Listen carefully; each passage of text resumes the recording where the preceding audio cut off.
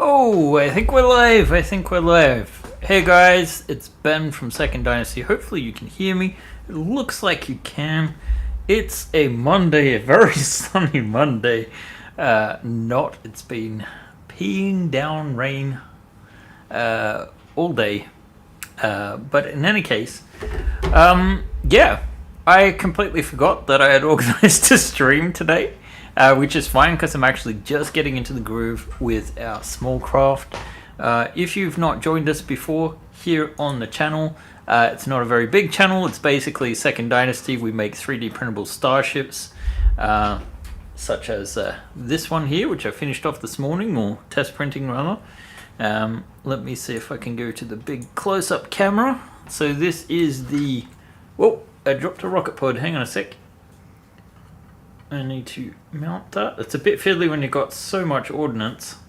There's a lot of ordnance in here. So this is the... let's see, there we go. It's a nasty sort of chopper, sci-fi cyberpunk design called the Scorpion, which was a stretch goal for our most recent Kickstarter, Operation Maelstrom. And you can see you can open up the cockpit there. We don't have any minis in there at the moment. The missiles are actually detachable, although at the moment I think I would need pliers to pull them out. I haven't done any cleanup. So you can sort of like detach the missiles from below, like so. They'll be a little bit more snug when there's a coat of paint on them. But yeah, that was our new ordnance system. And we do have some backup missiles here, but I need to pick this up. So they're just very, very small, sort of like the smallest that the printer can do. See if I can get this to focus. I think really I need a simpler background because it keeps focusing on that. So yeah, very simple. This is not cleaned up or anything. And yeah, let's see, let's switch this back over to the scene. Let me see the chat. Hey, that blasted Samaflange, Fiery Phoenix, Rutger, Anders Lacker, Michael Tannery, Kathy, Dalton. I hope I haven't missed anyone. It's nice to see some regulars there. And yeah, today working on this piece. What is this piece? Let's stop isolating it here, turn off our wireframe, and we can look and see that it's the cockpit of a ship we call the Pinnace. I can't say it without smirking a little bit, but it's actually also the same version that we're going to use on the launch here. Now, what is this for? These are official Traveller starships that we're working on in the new small craft campaign, and actually we probably should have shared that link. Let me see if I can grab that real quick and stick it in the chat. Actually, I think, yeah, it's in the description for the video. So if you just go to the video description, you can find a link to that and pre-register. I think it's like 420 people that have registered. I was just finishing up a few other things. The Firefly, where did it go? There's a few more pieces that we need to attach to this that I forgot to put in the print build, but basically we have the quite mean looking, let's see, I will switch this back to close up. We got the quite mean looking Firefly swarm there. I don't have all the pieces assembled just yet. Missile loading actually takes a while, but the idea being that if the missiles are separate, you can actually paint them quite nicely. So yeah, and then also I just finished fixing a piece for Kathy. These are actually new interior engines for the Delta, which is a ship I haven't worked on for ages.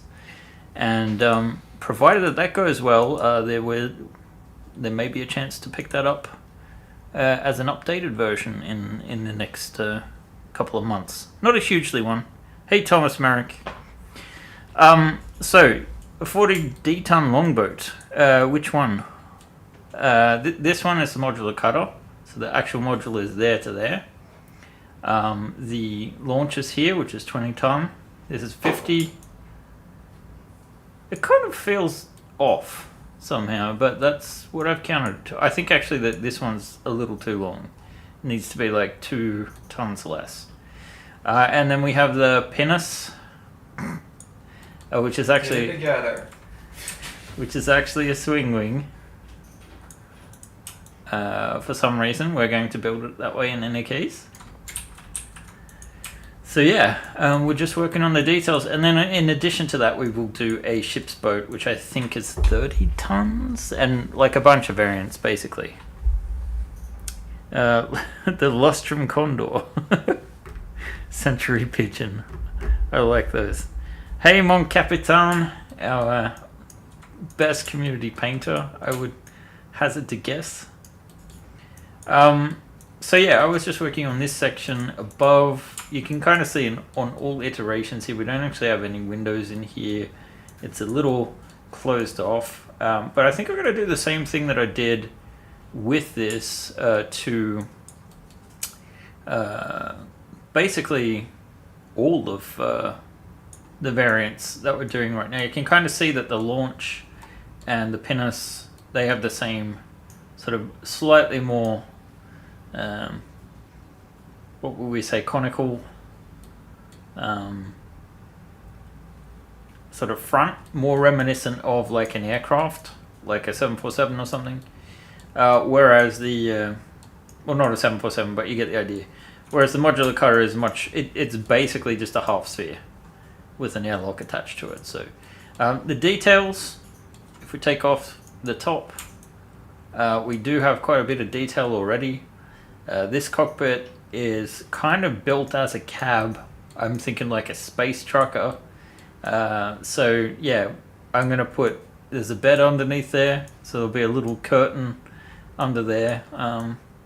Maybe not the best position for one, I don't know, but like a nice little hidey hole. Whereas the cockpit here, let's just add this to the top. You can see there's no room in the middle here for anything. There's actually a four-seat arrangement. A little bit of progress has been made since the last time I showed this off. So this is more or less interior feature complete. There's probably a few more features we would do in the final version. But you can kind of see I'm starting to block out what we're going to use to connect these, like the inserts. I do kind of like where this is going, and then the last thing we need to figure out is exactly how we're going to connect it all. Now John has designed a new clip, and we can actually see that in action if we, let's see, I don't think we have the clip itself, but you can see the clip holes are considerably smaller than what our normal open lock ones are. Now I'll probably combine it a little bit where I want to have extra strength, like I'm thinking underneath the floor might be a good way to go for an actual open lock clip. But we've got to think about support, and I realize that maybe you guys need to see this without lighting or anything else. Maybe I want to put that in a lighting layer. So I'm just going to call this lighting.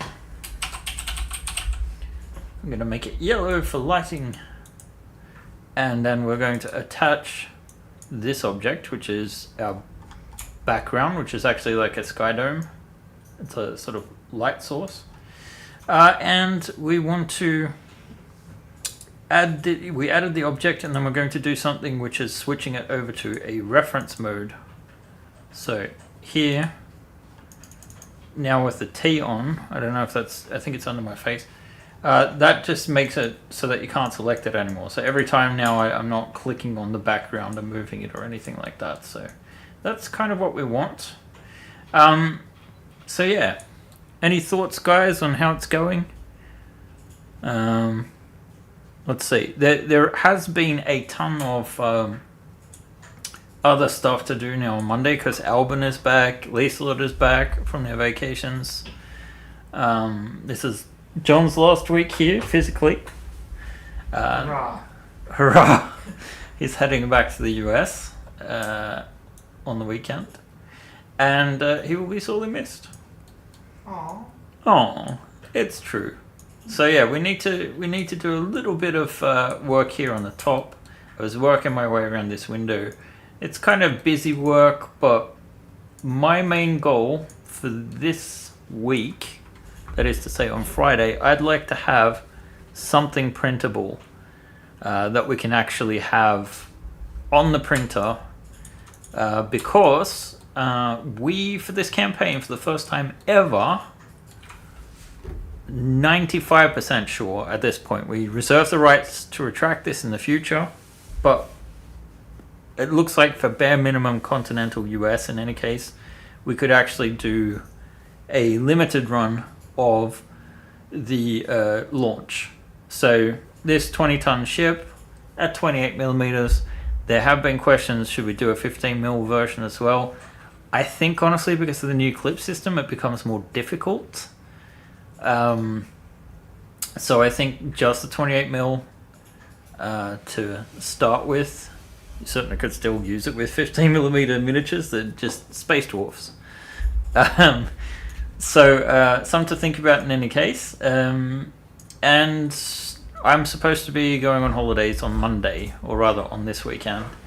And I don't know what the chances are that I'll actually succeed at this, because I want to have the physical print of the launch ready to go so that we can prototype, basically. Because we're looking to launch in September, October latest, and yeah, it will be the big one. Not seen here is the ship's boat, which is just a launch that's lengthened. And then of course there's stretch goals and things. We'll probably do completely different cockpits. So let's see.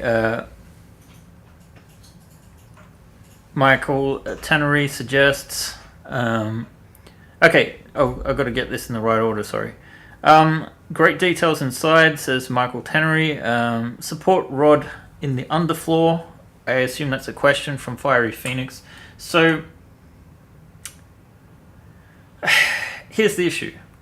It would work well with the pinnace. It would work well with the launch. It would work well with the ship's boat. The modular cutter, all versions that I've seen of it have this section in the middle dropping out to be its own thing. And that is somewhat of an issue. So you can kind of see here that I've added this sort of ladder on the exterior for crew to actually reach the rear section without having to... oh, I guess we need to extend that even further so they can get back to this airlock. So I'll probably do something addressing that in the future. But yeah, we need to have the front and the rear of the ship connected via this long... I think it's something ridiculous, like 15 inches. Hey, John. Hello. John likes to be seen and heard. So yeah, it's a challenge. Now, I think we might have to use 40 centimeter support rods, but then the question is, are they even long enough? Or do we provide some other kind of strengthening suggestion? How do we keep the modules together? The modules, a little bit easier because there is still room underneath the floors. If we just visualize mostly the top and show that, you know, there's even more underfloor compartments or that. So if we take off, sorry, not the lighting, let's move that down to the bottom. So yeah, if we take off the tops, you can kind of see down into there. The floor is lower on these cargo modules. We've measured it out so that each 1-inch section or 1.5 meter section at scale is 2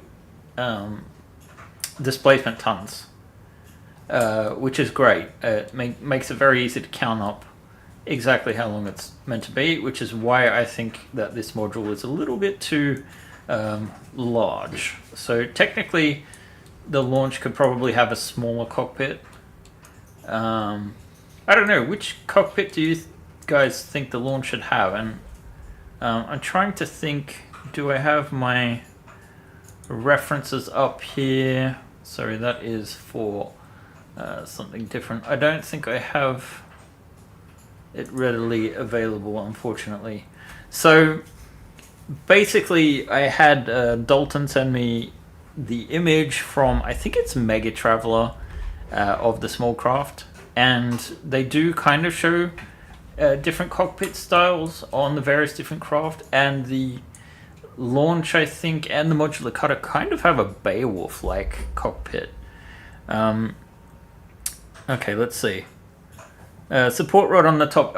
My thinking with the support rods, I'm kind of just getting into it now, is if instead of using the 6mm ones I think we've used before, if I'm not wrong, we have like 3mm ones. Does that sound familiar, John? We do, actually, yes. I'll go get them. So we could potentially have them either side of sort of. Oh yes, yeah, we do. Oh, let me see. This could be too flimsy though. So we have this one, right? How easy was that to bend, John? I can do it with my hands. Yeah, that's what I'm worried about. I don't think that's going to support the weight very well. It'd be great if we could find a printed solution. Yeah. I think it's possible. It could be. It could be. It's a challenge in any case. And probably a challenge I should get John to look at before he leaves, to be honest. Thumbs up from John. So yeah, I'm not completely sure yet how we want to do things, what we want to add in that roof section. I kind of want to leave like ducting and ceiling details up here and something reminiscent of where a crawl space might have been. I don't know. There doesn't have to be a crawl space from front to back. But it could be sort of where our support rods go in the modular cutter. Let me see, I just realized I turned off the chat. That Blasted Summerfly says, this is a cool looking ship, but the cockpit looks cramped in terms of miniatures. Well, I mean, it's the same scale and size as our regular ones. And yeah, it might be a little bit cramped for putting miniatures in. We do have seated post miniatures. So I haven't got them in yet to test. But I would assume that they fit. And they do have pegs on the floor here, so you can kind of technically move the chair a little bit closer to the wall if you really want to make access to that. Right now that's a bit of an issue. You have to swing out the chair to get to the fire extinguisher. That's nice. So you can see here we're actually missing a few semiotic symbols. I need to put one for the hall there. I need to put two here actually. One for the fresher. Although I guess in this case it really is more a space bath style thing. You know, if you have a proper cabin, then you just have a second one in there. So yeah, like I said, that's kind of where we're at the moment. So right now I'm just working on these window frames. And I think somewhere in the scene I must have a version of this where we could actually cut the glass, because I don't think, sometimes I put the lighting on so you can see where the glass is. Usually we don't actually print with glass on ours. It is a bit of a hassle. So let's see.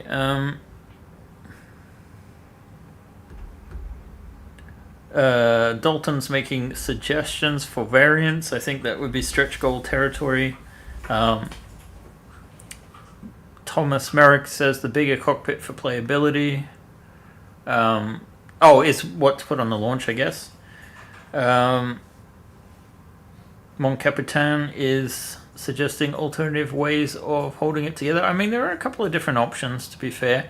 I think something that could be like strong vertically on its side would be the way to go. Something that's not going to just bend flopping down. Let's see. You showed a photo of the ship's boat with two underfloor bars to drop the modules on top of that, where you should put the support rods. That wasn't underfloor? Do you mean this thing? I'm not sure. I haven't really visualized it yet. So, the main thing will be getting this cabin done and figuring out how that all connects. So I think I don't know.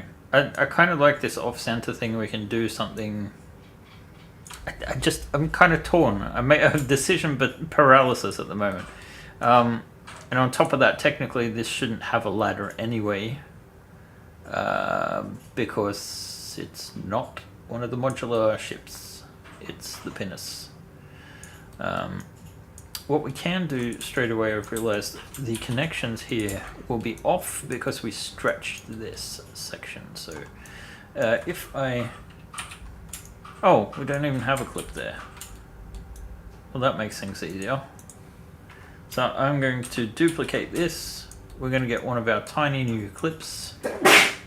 Oh dear.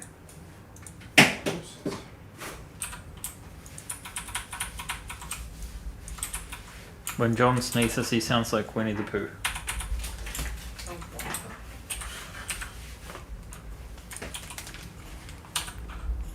What are you doing, John? I'm having my own fun. Thank you for coming here with your sneezy face. I have to wash my hands now.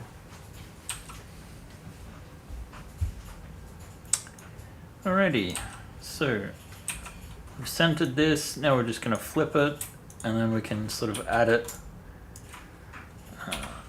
to this model. So we just go mesh, combine, becomes a part of it. That we can then start bridging the gaps here.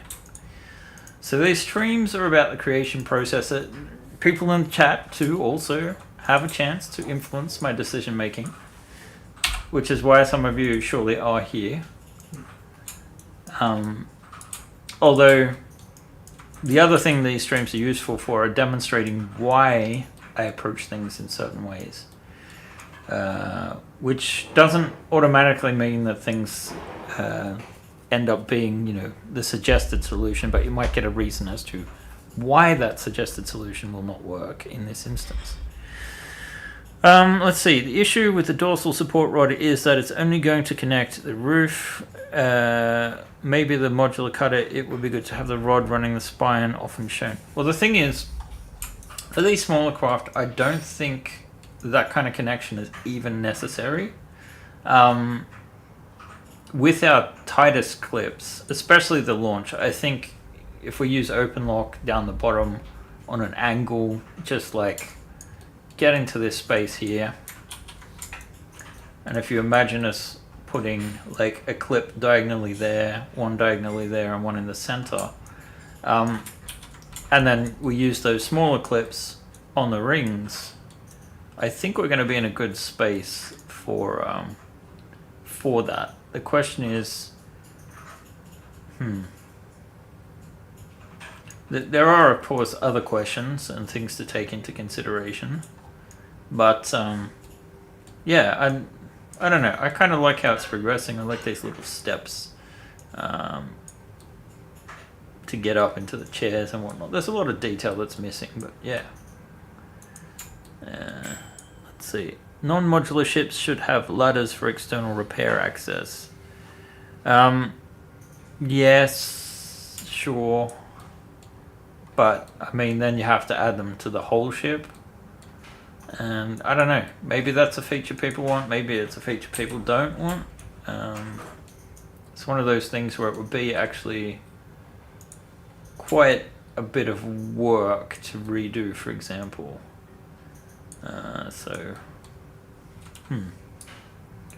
This needs to be addressed. Let's see, we want that one.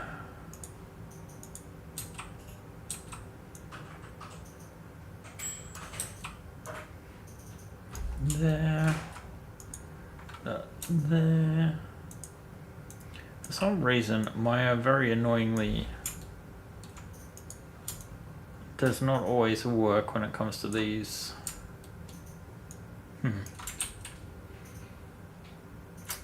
Trying to think if I've done this right or not. I think I went the wrong way. Yeah, it's the corners that are incorrect. So yeah, it can be rather frustrating and annoying. Let's see, does that work? And then to there? Or is it better to move that there, align to this thing? Oh no, that's terrible. Ah, boy. Yeah, this is one of those annoyances where if it wasn't a curved hull, it would be a lot easier to fix. So this is one of the reasons I've had a bit of reticence to correct some of the issues that we've had. What am I saying? That's not what I meant to say at all. I don't like working with curved hulls because once you start working on them, you kind of gotta make a design decision and then go with it. And then once you've started working in a particular way, it becomes very difficult to change the way that you're working. So that kind of needs to be avoided a little bit. So I want to make something resembling this. The best way to do that is to grab John's dancing. He's a bit of an attention hoe today.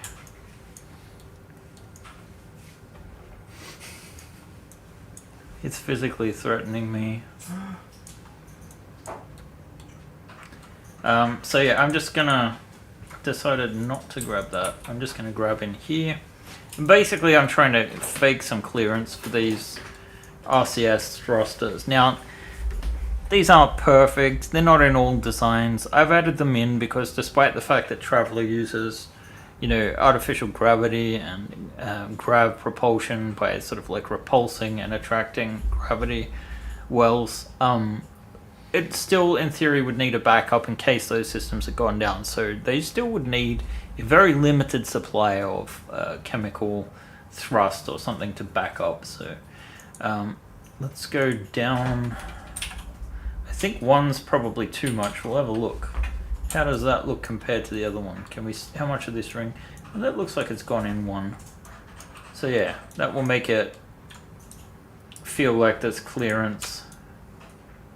You should be able to see the whole circle there, so we might need to do something with this shape anyway. So I'm gonna go back to my previous selection and see how this looks at -1, -1.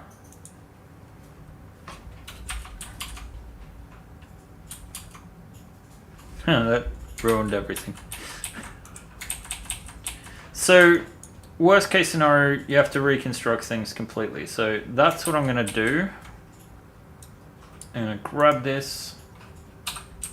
I'm going to align it to this line, the tiny little line here. And I'm going to move it to the halfway point. And hopefully... Oh, that's not good. That's not good at all. How do we do this? Maybe if we go merge these and then we grab this line and we just... Oh, that didn't work either. What is going on here? Why would that not work? It should be going up, not down.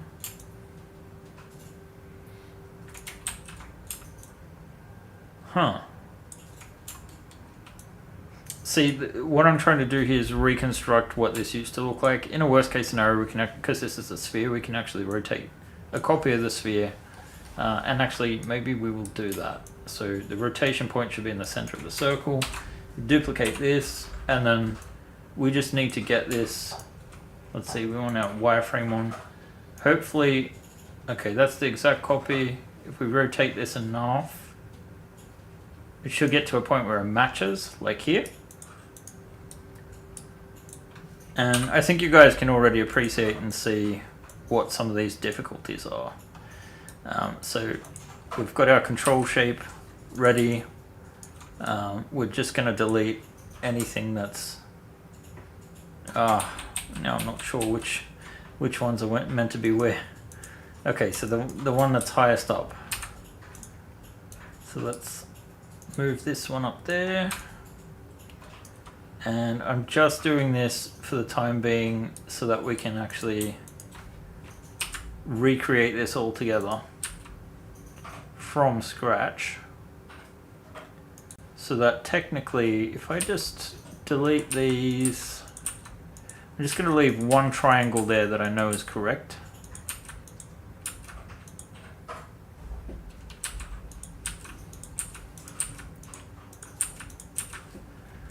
And from this, we're just going to recreate the geometry we needed.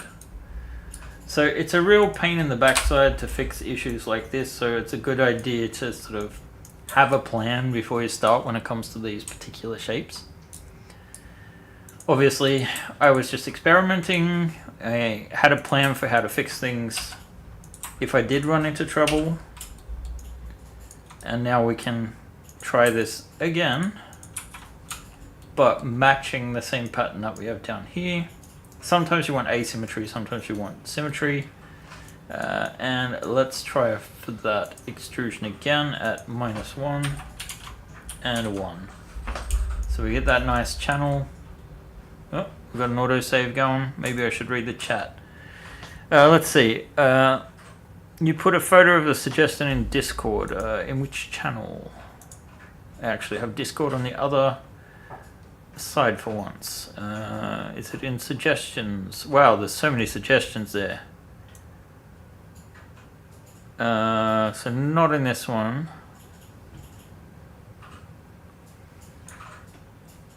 Yeah, just let me know which channel that's in so I can look.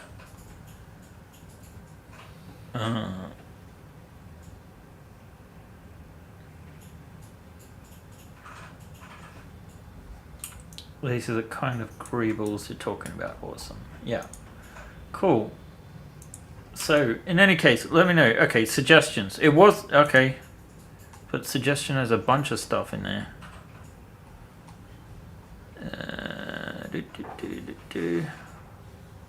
Are there a bunch of people posting there at the moment? Something's weird with Discord. It's like making all the names small. So I don't see it in suggestions. I see a bunch of stuff.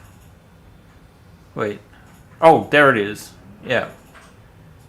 Ooh. That's cool artwork. And yes, I was using those as a reference, but for a different kind of variant. I'd like to do those eventually, but I think it'll be stretch goal territory, and we need to make this as simple as possible. And then the other thing too is I believe they come from GURPS Traveler, and technically we do not have a license for GURPS Traveler. Now, who owns the art? You know, which version is it? It's all feels kind of complicated, and I don't know. At some point, I'd really like to maybe talk to some of those classic artists and see how they feel about things being translated into 3D. And yeah, I don't know, because like on the one end, you do art for someone, and you never know what's in the art contract, who owns it. You know, if it's commissioned, I think it's assumed that, I don't know, unless it's in the contract saying who owns it. I believe the default is it's the artist, but yeah. Let's see. Okay, yeah, I saw it now. A visual for the support rods. Oh, okay, because it's a cutaway. I don't want to... Let's see if I can open this. So let's see, open image. Why can't I view this? Open in browser, there we go. And let's stick this here. So this is the image in question. And for some reason it killed my stream. No, it didn't, it's okay. So yeah, let's see. This is the version that we have. Is this the image you're talking about? Does GURPS still have a traveler license? I thought it was for Future Enterprise and Mongoose now. Yeah. For the role-playing game, yes. But since it was licensed originally, Mark gives away the license, but the games company owns the artwork for that particular edition, right? They're the people that ordered it.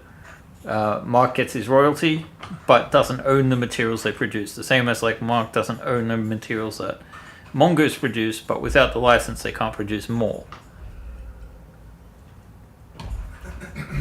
At least that would be my rudimentary understanding. Asterix, I'm not a lawyer. But yeah, I do like the idea of having like some antenna sticking out and that sort of thing. Although, when it comes to 3D printing, you also got to think about the materials we're working with, and that's what we're really doing and planning for at the moment. It's the same here with the shape of the cockpit. This flat area here is designed so that we have a better support system. Now, I will extrude this further in so that we only have extrusions in particular places, although this, actually no, this will print flat, I believe, because it's in a half here. We're not entirely sure where all the splits will be and exactly how it will be divided up, but usually when it comes to a cockpit and this sort of detail, we want to avoid situations where you need what's called supports or bridging, and sort of work with FDM printing. So what we will be offering, provided that we find it's viable, is that we think we can do the launch physical print, excluding postage, for somewhere between $40 to $50. I think was the range. Yes. If you print it yourself, it's gonna just cost the materials plus the files, so it will be in a similar sort of range. But then it's a question of postage and handling. We're seeing about partnering with our existing distributor who have recently got into FDM printing, and the Bamboo has really changed the game because it can print things 4 to 5 times faster, whilst keeping approximately the same quality. So what we'll be offering is something approximate to what we ourselves could produce. It's not going to be, injection molding quality, or even resin quality. There might be a few parts that we mix and match. We don't really know how we're going to solve that yet. But yeah, I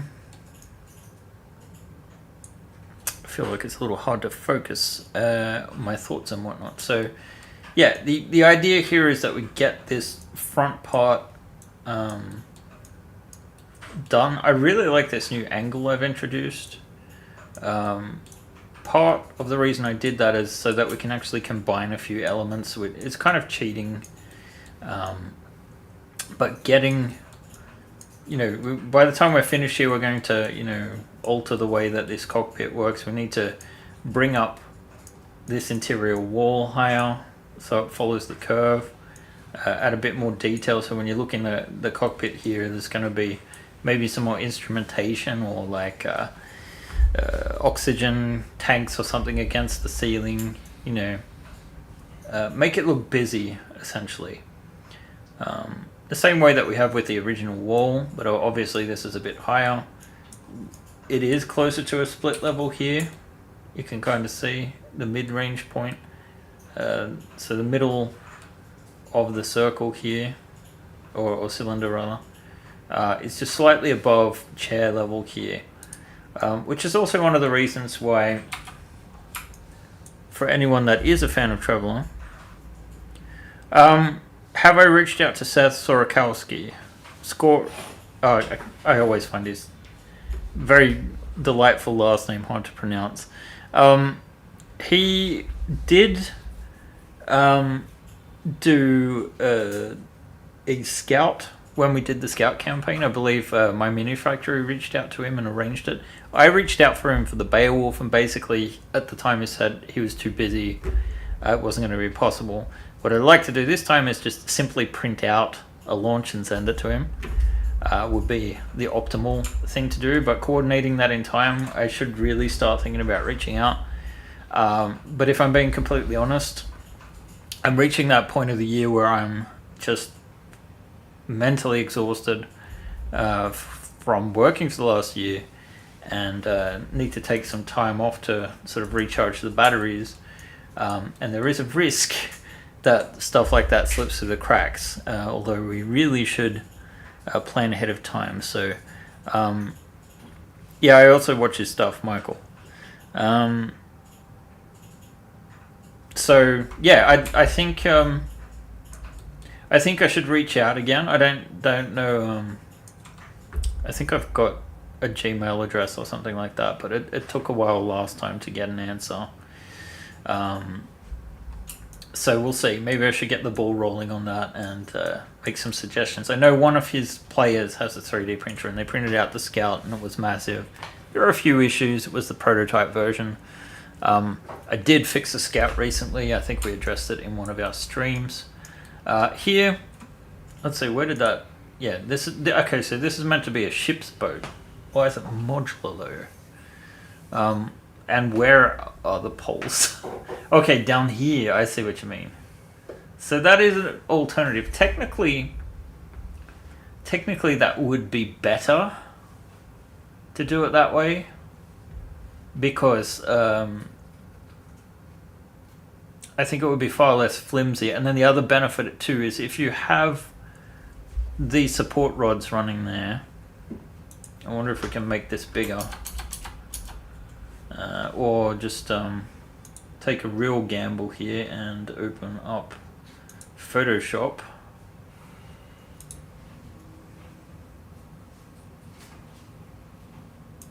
Copy this image and see what it can do. So new file from clipboard, create. Yeah, I don't want to update it now. Paste. And then we just go to the neural filters and we increase the size twofold. Let's see, super zoom, there we go.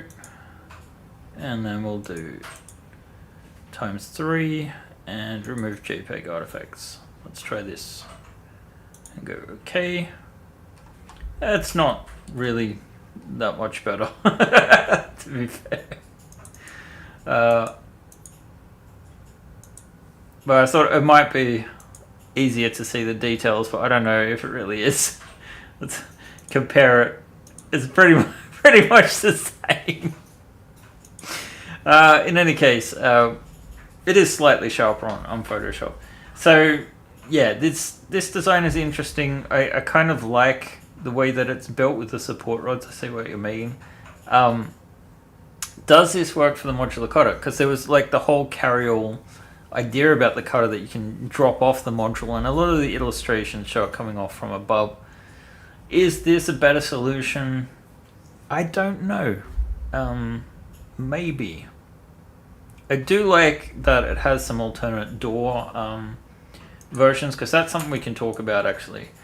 I don't have any of the irises in at the moment, but if we look at the deck plans, it shows major issues with some of the irises. Now, irises need room in the walls to actually open, and in most traveler maps, I can't imagine how thin those doors have to be. They need to be thicker in 3D printing just because they won't print that thin. Like the minimum we can print is what, 0.2 millimeters, 0.4 really. 0.6 for safety. 0.6, there you go. Which is quite thick. So yeah, it's not ideal.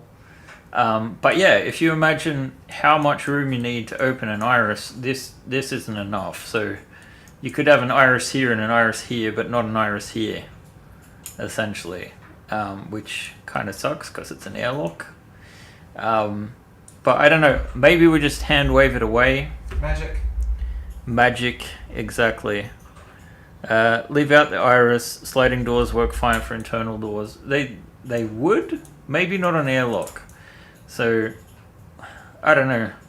Our outer door at least will open like so.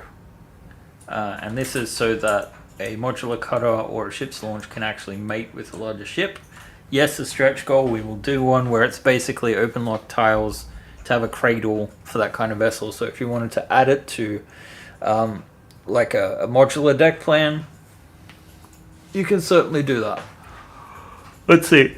You wouldn't be able to use in the cutter just for the launch and ship's boat and the pinnace. So the whole point of doing all of this is to have it work in a similar way. So I don't think with these modules we even need support rods. Maybe we would leave a channel so that you can add it if you want, but basically when you're disassembling these modules, you'll be disassembling the whole ship. So you'll be just changing the style of the engine, that sort of thing, removing the roof. I think this is basically going to be the approximate here, that we just have a roof that slots down on top of that. Gravity holds it in place. Modular cutter, much more of a challenge.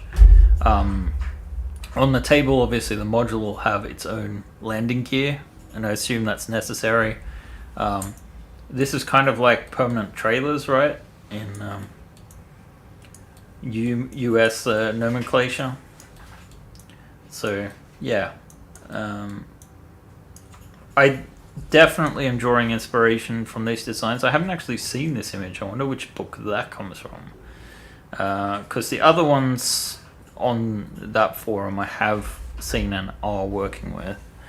I like the sliding doors. The way they were shown in the previous stream works fine. So yeah, that would be this one. But that's the outer door, not the interior one. So there's still a few issues, and technically, if you want, a strong pressurized door, you really kind of want in the airlock.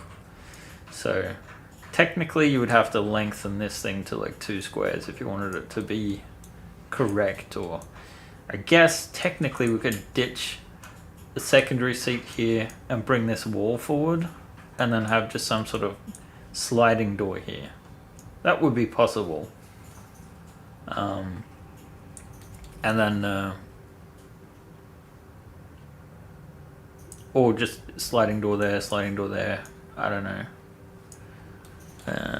As a thought.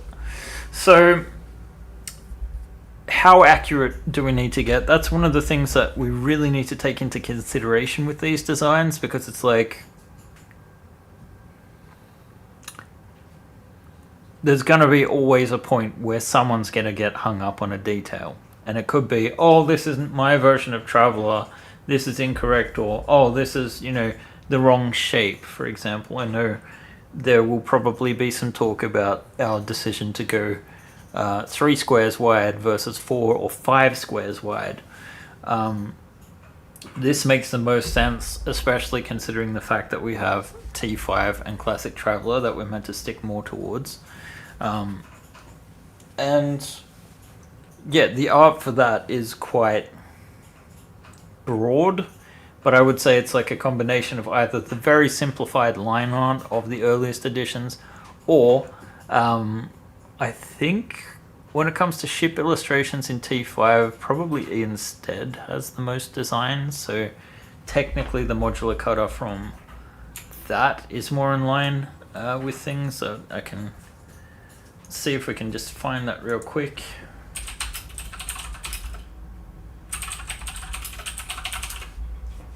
So if we just go to images, mine's coming up.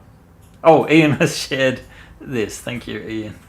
But you can kind of see this is probably not the most current version. I don't know. It looks like we've hung here. So this artwork here, I suspect that this is his design too. So this would be like the T5 style. Let's see. Michael Tannery is a Traveller player from the 1979, so 2 years after it was released. That's old school. Yeah, that's all. I can't make everyone happy, and I'm working within the limitations. Obviously, it would also be nice to be able to associate it directly with Mongoose 2nd edition, which is what I think most people play when it comes to Traveller. But obviously I don't have a license with Mongoose. I think doing a license with Mongoose would absolutely kill our business margins.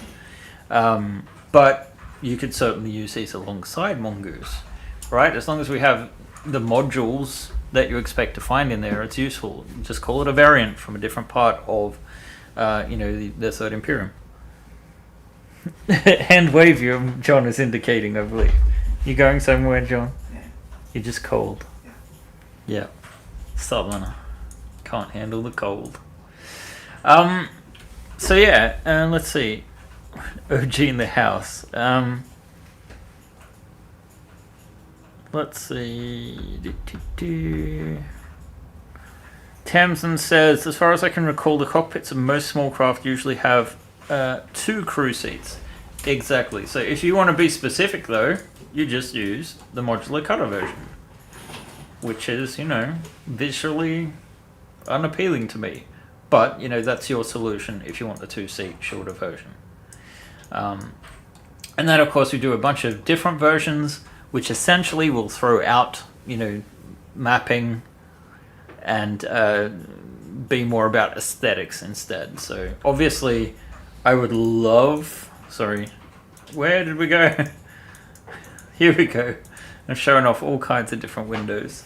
So basically, yeah, this kind of front here would be much more attractive to me. It's kind of like more like a Beowulf with windows.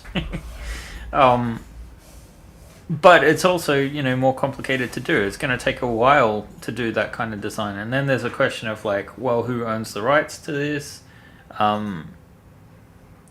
Is it still under Steve Jackson? Can it be a likeness be used? Is it too derivative? I don't know. That's why I kind of prefer to stick towards the stuff I know I'm allowed to touch. Let's see. I can see we just got people talking about playing Traveller back in the day. So, again, it's mostly a discussion about what has been done, not about actually doing things. I think for me sometimes, especially lately, and I think this shows, just how much I need a little bit of time off. I've noticed my streaming habits recently have been a case of I am rambling and talking and discussing more than I am actually modeling at the moment.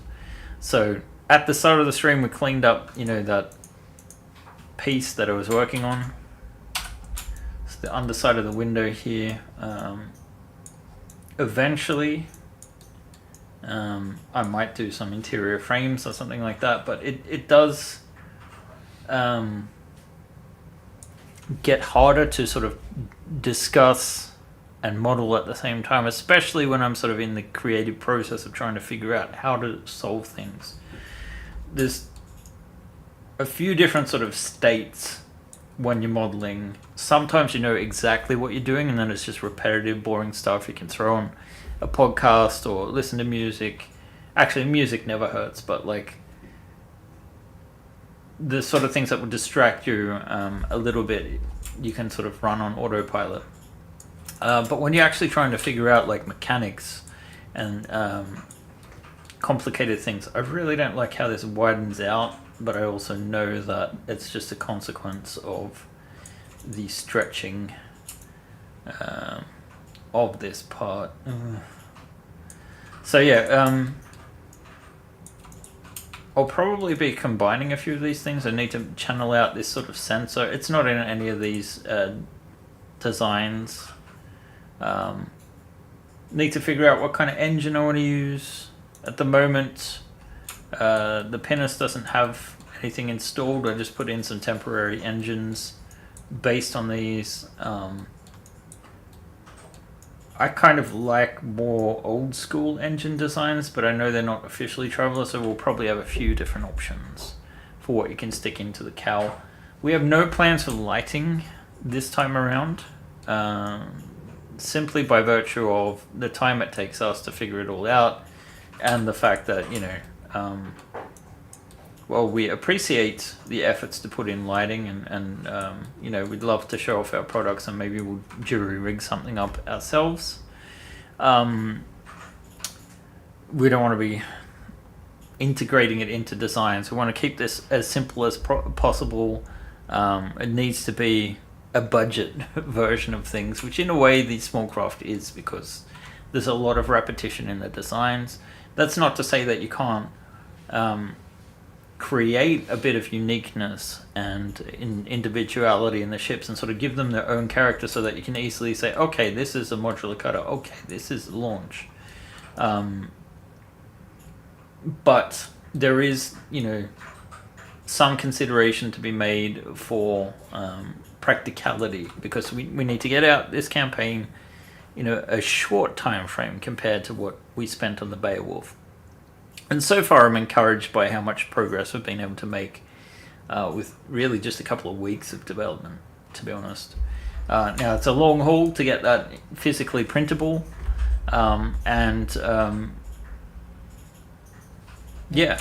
it's always a long road, but we do have a link up if you want to follow the project. Like and subscribe to our channel if you haven't done so, to be notified of when we do these live streams, even if it's just to check in every now and then on the progress. Usually you'll see at the start of the stream, for example, how far we've gotten.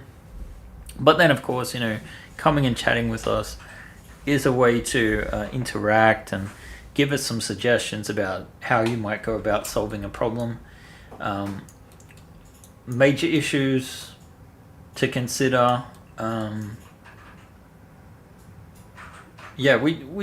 I think during the campaign we'll probably also look and see what we can do about using our other craft, to see what we can do. I feel like I'm repeating myself here, so I'm gonna end the stream in just a second. I think it's about time anyway. But yeah, we're gonna work hard on this. We're going to try and create some variety. Be loyal to the design, despite the fact that it's maybe not the way that I would go with things, and maybe have some variants where you pay homage to rocketry, have some alternative engines, alternative modules. Base 4 craft we're doing is the launch, the pinnace, the ship's boat, and the modular cutter. And then of course we will make available the Kickstarter versions of our Type S, J, and Beowulf, and of course all the Traveller products that we've done so far. So yeah, that's where we're at. I'm not entirely sure what streaming is going to look like. I would say this is a stream for this week, because I'm going to be at home on Friday, and I do not have a rig set up at the moment, and it's also my last day before the holidays, so we will discuss internally what to do about that. Also, Alvin's going to be off on another project. We will see. We'll try not to have a complete dry spell, but yeah, I guess there might be a chance to show off the printable version of the launch at some point soon. So maybe we'll do some smaller videos and just premiere them. We'll have to wait and see. Anyway, thank you for joining us. It's been nice having a little chat and hang out. We're going to get some work done before we finish up the working day, and we will talk to you again in the near future. So